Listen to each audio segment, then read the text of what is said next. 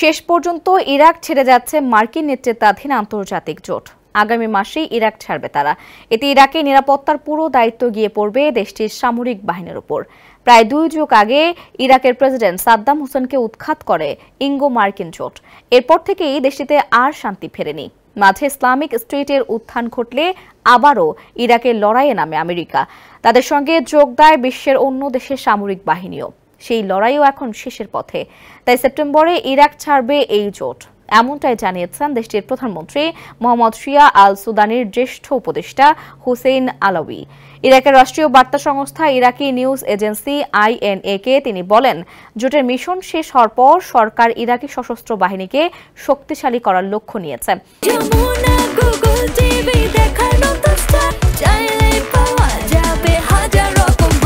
পাশাপাশি অন্যান্য দেশের সঙ্গে স্থিতিশীল নিরাপত্তা সম্পর্ক স্থাপনের ব্যাপারেও ইরাকের আগ্রহের কথা জানিয়েছেন আলাউই। চুক্তি অনুযায়ী বিদেশি সৈন্যরা চলতি বছরের সেপ্টেম্বর নাগাদ বাগদাদ ও আইন আল আসাদ সামরিক ঘাঁটি ছেড়ে যাবে। দ্বিতীয় ধাপে 2026 সালের সেপ্টেম্বর নাগাদ ইরাকে কোনো বিদেশি সেনাই থাকবে না।